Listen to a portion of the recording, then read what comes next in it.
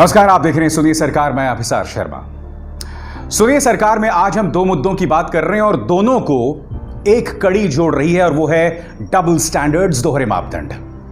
बुलंदशहर में दो साधुओं की हत्या और 12 घंटे तक टेलीविजन के एक पत्रकार की पुलिस द्वारा पूछताछ। ये दो मुद्दे आपके सामने हैं। सबसे पहले मैं बात करना चाहूंगा उस पत्रकार की जिसकी 12 घंटे तक पूछताछ चली। क्या आप जानते हैं, जैसे ही वो पत्रकार पूछताछ के बाद बाहर निकला तो मीडिया का एक बहुत बड़ा धड़ा यह कहने लगा कि आज इस पत्रकार की बारी है, कल तुम्हारी बारी होगी। उन्होंने इसे पुलिस की ज्यादती बताया। वो अपने पाठकों को, अपने दर्शकों को, अपने पढ़ने वालों को यह बताना भूल गए कि दरअसल मुद्दा क्या है। आपके सामने एफआईआर, और मैं आपको बताना चाहूंगा कि एफआईआर में दरअसल लिखा क्या है। एफआईआर में उस पत्रकार के इस दावे का जिक्र किया गया है जो मैं पढ़ के सुनाना चाहूंगा। इटली वाली सोनिया गांधी क्या चुप रहती? कांग्रेस पार्टी और रोम से आई हुई सोनिया गांधी चुप नहीं रहती अगर किसी पादरी की हत्या होती। आज वो चुप है, मन ही मन वो खुश है, क्योंकि साधु संतों को सड़कों पर मारा गया है। जहां पर उसकी सरकार है वो इसका इटली में रिपोर्ट भेजेगी। जहां मैंने एक सरकार बना ली है वहां पर मैंने हिंदू साधु संतों को मरवा दिया है, वहां से उसको वाहवाही मिलेगी। बहुत अच्छा किया सोनिया गांधी, एंटोनियो माइनो। यह पत्रकार यह दावा कर रहा है कि सोनिया गांधी ने ही दरअसल पालघर लिंचिंग्स करवाई हैं। क्या इस पत्रकार के पास इस बहुत बड़े दावे का प्रमाण है? क्योंकि यह बात तो भारतीय जनता पार्टी ने भी नहीं कही ना। और मुद्दा वो नहीं है, इस पत्रकार का एक इतिहास रहा है कि जिन लोगों ने सत्तारूढ़ भारतीय जनता पार्टी से सवाल किए हैं, हर बार उन्हें बदनाम करना, उन्हें टारगेट करना, यह तक कहना कि बताइए दोस्तों ऐसे लोगों के साथ क्या किया जाए, इन्हें क्या चिन्हित ना किया जाए। और आज जो लोग इस झूठ पर इस पत्रकार के पक्ष में खड़े हैं, मैं आपसे कुछ सवाल पूछना चाहता हूं। गौरी लंकेश याद है कि नहीं आपको? इनमें से अधिकतर पत्रकार जो आंसू बहा रहे हैं आज इस पत्रकार की 12 घंटे पुलिस पूछताछ पर, गौरी लंकेश की जब हत्या हुई थी ये लोग खामोश थे। ये पॉकेट साइज दंगाबाज एंकर्स खामोश थे। इनका मुंह, उनकी जुबान कब खुली थी मैं आपको बताता हूं। इनकी जुबान तब खुली थी जब प्रेस क्लब में आयोजित समारोह में मंच पर कन्हैया कुमार आए थे। कन्हैया कुमार जो कि गौरी लंकेश के दोस्त थे।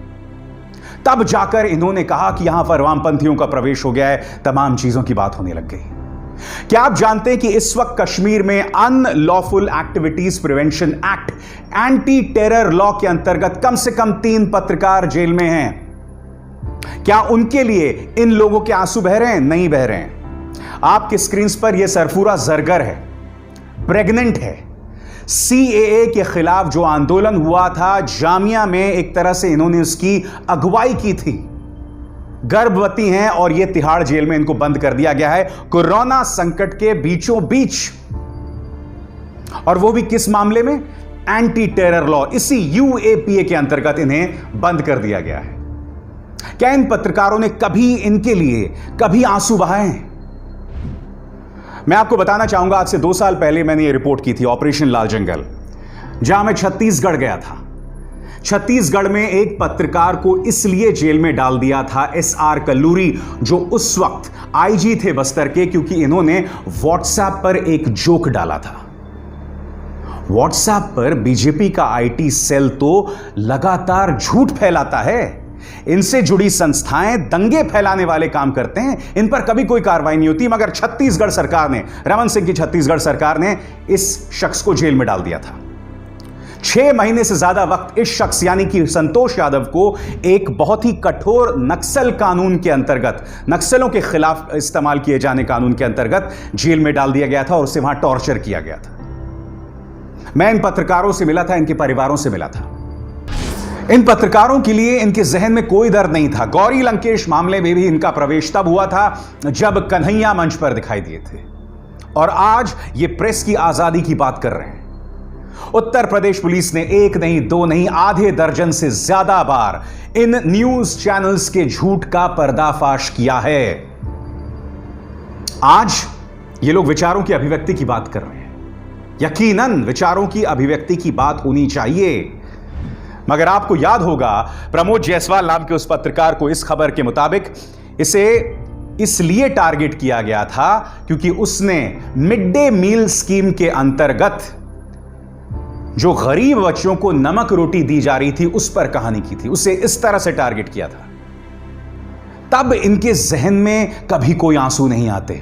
आज ये लोग इसलिए डरे हुए हैं क्योंकि ये समझ गए हैं कि अब विपक्ष भी सक्रिय हो रहा है, विपक्ष की सरकारें भी सक्रिय हो रही हैं कि अगर आप अपने न्यूज चैनल्स में झूठ का प्रचार प्रसार करेंगे, दंगा फैलाने का प्रसार प्रसार करेंगे, तो उसकी कीमत आपको चुकानी पड़ेगी। सीधी सी बात है। और मैं इनके दोहरे मापदंड की बात करता हूं। आपको याद होगा, इसी पत्रकार ने कहा था, सोनिया गांधी से सवाल किए थे पालघर लिंचिंग पे। बुलंदशहर से एक बहुत ही दुखद खबर सामने उभर कर आ रही है। 2 साधुओं की हत्या कर दी गई है। क्यों? क्योंकि एक नशेड़ी है जिसका नाम मुरारी है, इस एफआईआर के मुताबिक उसने उनसे चिमटा लिया था, बवाल हुआ और इस नशेड़ी ने उनकी हत्या कर दी। यह हुआ है योगी के उत्तर प्रदेश में। आज सुबह से ही भारतीय जनता पार्टी के आईटी सेल वाले पूरी कोशिश कर रहे हैं कि इसमें कहीं ना कहीं से मुस्लिम एंगल सामने उभर कर आए। क्या इस पत्रकार की हिम्मत होगी इस घटना पे सवाल करने की कि उत्तर प्रदेश जहां बीजेपी की सरकार है, आखिर इन साधुओं की हत्या क्यों हुई और क्या प्रधानमंत्री नरेंद्र मोदी इसका जवाब देंगे? बताइए ना। उस वक्त भी आपने उद्धव ठाकरे से सवाल नहीं किया था। आपने सवाल किससे किया था? आपने सोनिया गांधी से सवाल किया था। तो क्या यह सवाल आप प्रधानमंत्री नरेंद्र मोदी से करेंगे? आप नहीं करेंगे। तो मैं जो आपसे सवाल कर रहा हूं कि शुक्र है कि बुलंदशहर में अब ये लोग किसी तरह से इसे कॉमनलाइज करने की कोशिश नहीं करेंगे। क्यों नहीं करेंगे? क्योंकि पहली बात, वहां बीजेपी की सरकार है और जाहिर सी बात है वहां आप कैसे सांप्रदायिकरण करने की कोशिश करेंगे।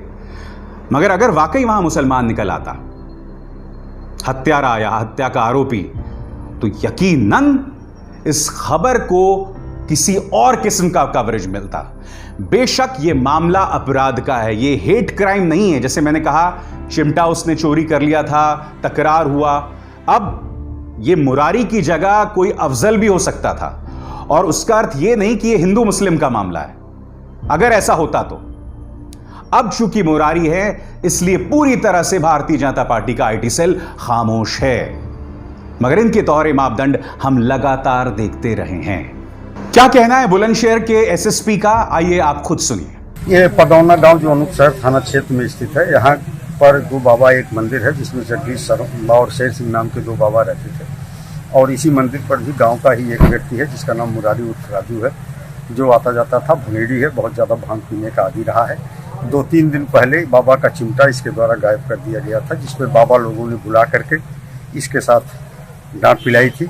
उस आधार पर कुछ बातें इसके दिमाग में रही होंगी, जिसके आधार पर इसके द्वारा आज सुबह किसी समय आकर के तलवार से इन दोनों बाबाओं की हत्या कर दी गई। बाद में गांव के लोगों ने इसको गांव से बाहर तलवार लिए हुए जाते हुए देखा गया था। उस आधार पर इसकी तलाश की गई। गांव से 2 किलोमीटर दूर नशे की हालत में अर्धनग्न अवस्था में मिला है।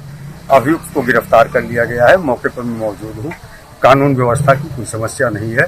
फिलहाल ये अभियुक्त नशे की हालत में है और अर्धनग्न है, तो उससे पूछताछ का प्रयास किया जा रहा है। ऐसा नहीं है कि बीजेपी के एमएलएज, खासकर उत्तर प्रदेश के एमएलएज, माहौल को सांप्रदायिकरण करने की कोशिश नहीं कर रहे हैं। आपके स्क्रीन पर ये हैं सुरेश तिवारी, बीजेपी के एमएलए हैं, और उन्होंने ये आह्वान किया है कि मुस्लिम जो फल बेचते हैं उनसे आप फल सब्जियां ना खरीदें। और एक चीज ध्यान में रखिएगा, मैं सबको बोल रहा हूँ ओपन, कोई भी मियां के हाथ से सब्जी नहीं लेना। ये उस पार्टी का नेता है जहां पर प्रधानमंत्री ने आज से कुछ दिनों पहले एक अपील की थी कि कोविड से जो भी प्रभावित होता है ना, वो उसका धर्म नहीं देखता, जाति नहीं देखता, उसका रंग नहीं देखता। इसलिए इस लड़ाई को हम एक साथ लड़ेंगे। मगर यह शख्स अपने प्रधानमंत्री की भी नहीं सुन रहा। मोहन भागवत ने क्या कहा था? उन्होंने तबलीगी जमात मामले का जिक्र करते हुए कहा था कि सिर्फ कुछ मुट्ठी भर तबलीगी जमात के लोगों को के चलते हम पूरे कौम को टारगेट नहीं कर सकते। यह नसीहत न सिर्फ बीजेपी के लिए थी बल्कि मीडिया के लिए भी थी, क्योंकि आप जानते हैं देश कोरोना संकट का सामना कर रहा है, इसकी तो कोई चर्चा ही नहीं कर रहा है ना। सारा फोकस तबलीगी जमात पर है। मगर क्या ये जो सुरेश तिवारी एमएलए है ये मोहन भागवत जी की सुनेगा या प्रधानमंत्री नरेंद्र मोदी की सुनेगा? इस छुटभैया नेता की हम क्या बात करें। संबित पात्रा, इन्होंने एक डिबेट में शिरकत की और उनका ये ट्वीट देखिए। झारखंड को लेकर एक चैनल में डिबेट हुई। दरअसल एक फल के ठेले के सामने लिखा हुआ था कि इस फल के ठेले को विश्व हिंदू परिषद ने स्वीकृति की मोहर लगाई है, हिंदू यहां से फल खरीद सकते हैं। संबित पात्रा क्या करते हैं, एक मुस्लिम होटल का तस्वीर लगाते हैं और ये दोनों तस्वीरें अपने ट्वीट में पेश करते हैं। संबित पात्रा ये भूल गए कि जहां विश्व हिंदू परिषद वाली फोटो की बात हो रही है, उस फोटो के जरिए यह बताया जा रहा है कि हिंदू सिर्फ यहां से फल खरीदें, मुसलमानों से फल ना खरीदें। और रही बात जिस मुस्लिम होटल का वो जिक्र कर रहे हैं, उस होटल में हिंदुओं के आने पर मनाही नहीं है और यह भी नहीं कहा गया है कि यहां सिर्फ मुसलमान खा सकते हैं। मगर आप देख रहे हैं, चाहे सुरेश तिवारी हो या संबित पात्रा जैसे लोग हैं, वो अपने ही प्रधानमंत्री और मोहन भागवत जी की भी नहीं सुनने को तैयार हैं। यह हकीकत है आपके सामने, जो अपने आप में कितनी दुखद बात है। तुमने पूरे कोरोना संकट के दौरान अपने न्यूज चैनल्स में डिबेट्स चलाई तबलीगी जमात पर, मगर आज जब तबलीगी जमात के ये कार्यकर्ता ब्लड प्लाज्मा डोनेट कर रहे हैं, तब आपने इनकी हौसला अफजाई नहीं की, क्योंकि आपने उनके खिलाफ जहर उगला। कई ऐसी खबरें उभर कर आईं जिसमें यह पता चला कि तबलीग की जमात को लेकर जो अफवाह फैलाई जा रही है वो झूठी थी और यह झूठ किसी और ने नहीं, मुख्यधारा के न्यूज चैनल्स ने फैलाया। चाहे ANI हो, जी न्यूज हो, न्यूज 18 हो, न्यूज 24 हो, सबकी खबर को गलत बयानी करके बताया किसी और ने नहीं बल्कि उत्तर प्रदेश पुलिस ने। आज जब तबलीगी जमात के ये लोग ब्लड प्लाज्मा डोनेट कर रहे हैं, क्योंकि हो सकता है कल यही ब्लड प्लाज्मा कोरोना वायरस के इलाज में काम आए, तो तबलीगी जमात के इन कार्यकर्ताओं की तो हमें हौसला अफजाई करनी चाहिए ना। ये न्यूज चैनल अब नहीं करेंगे ये सब, क्योंकि इनका एजेंडा पूरा हो चुका है। इनके जो सियासी मास्टर्स हैं उनका भी एजेंडा पूरा हो गया है। तबलीगी जमात को बदनाम करो, उनके बहाने मुसलमानों को बदनाम करो, हिंदू मुस्लिम कर डालो, मुद्दों की तरफ किसी का ध्यान ही नहीं जा रहा है। बुनियादी मुद्दे कोरोना संकट के अंतर्गत हमें अपनी सरकार से सवाल करना चाहिए। इस मुद्दे की तरफ तो किसी का ध्यान ही नहीं जा रहा है ना। सभी लोग मुसलमानों को गाली देकर खुश हैं। तो आज मैं आपसे सवाल पूछ रहा हूं, क्या जो आपने प्रोपेगेंडा फैलाया आपको यह भी नहीं करना चाहिए था? एक और खबर आपके सामने जो मैं आपको स्क्रीन पे बताना चाहता हूं दोस्तों। यह न्यूज चैनल ये बता रहा है, एक साथ 60 बच्चों के कोरोना पॉजिटिव होने से कानपुर में मचा हड़कंप। ऐसे आए थे संपर्क में। कानपुर के 3 मदरसों में 60 बच्चे कोरोना पॉजिटिव। अब मैं चाहता हूं कि आप इस चिकित्सा अधिकारी, कानपुर के चिकित्सा अधिकारी की बात सुने। वो इस खबर का सीधे तौर पर खंडन कर रहा है, सुनिए। मैं मुख्य चिकित्सा अधिकारी कानपुर नगर बताना चाहता हूं कि मीडिया में कोई एक ऐसी खबर चल रही है कि 53 बच्चे पॉजिटिव आए मदरसे में, तो उस संबंध में क्लियर करना चाहूंगा। आज कोई भी मदरसा से बच्चा पॉजिटिव नहीं आया है। पूरे में जो कुल बच्चे निकले होंगे शायद उनको जोड़ करके ये खबर चल रही है, जो कि पुराने ही बच्चे हैं। एक साथ इतने सारे पॉजिटिव हुए, इससे बवाल मचता है। आप एक गलत किस्म की जानकारी दे रहे हैं। मुद्दा यह नहीं था। पिछले 1-2 हफ्ते में मामले धीरे धीरे करके बढ़ते हुए आ रहे थे, मगर मैं कुछ और कह रहा हूं। जैसे ही ये लोग मदरसा देखते हैं, तमाम न्यूज चैनल्स कूद पड़ते हैं। मेरा प्रश्न आपसे है कि आप थोड़ा थम कर, रुक कर खबर की पड़ताल क्यों नहीं कर सकते हैं? एक बड़े न्यूज चैनल ने मदरसों पर स्टिंग ऑपरेशन कर डाला कि देखिए किस तरह से इतनी बड़ी तादाद में बच्चे वहां फंसे हुए हैं। न्यूज लॉन्ड्री ने बाद में दिल्ली पुलिस से बात की और यह रिपोर्ट जो आपकी स्क्रीन पर है बनाई। न्यूज लॉन्ड्री ने कहा कि दिल्ली पुलिस ने यह कहा है कि अधिकतर बातें जो उस स्टिंग ऑपरेशन में कही गई थी वो गलत बयानी थी, इसके अलावा कुछ नहीं थी। मगर मैंने कुछ और सवाल किए थे उस वक्त भी। मैंने सवाल आपसे किए थे कि क्या इस न्यूज चैनल को यह नहीं पूछना चाहिए कि प्रधानमंत्री ने तो सिर्फ 4 घंटे का वक्त दिया था ना, गरीब सड़कों पर निकल पड़े थे। तो ये जो मदरसे के बच्चे हैं वो किस तरह से सड़कों पर निकलते? 30 लोगों की मौत हो गई थी सड़कों पर चलते चलते। एक 12 साल की बच्ची अपने घर पहुंचने से 50 किलोमीटर पहले मर गई थी। तो क्या वो चाहते थे, ये जो 100-200 मदरसे के बच्चे थे, क्या वो भी पैदल अपने घरों जाते? आजमगढ़, बिहार, उत्तर प्रदेश, जहां से भी थे। और फिर अगर इन्हें हो जाता कुछ तो उनके साथ जो बुरा होता, ये किसके माथे होता? इसलिए बहुत जरूरी है कि आप संयम बरतें।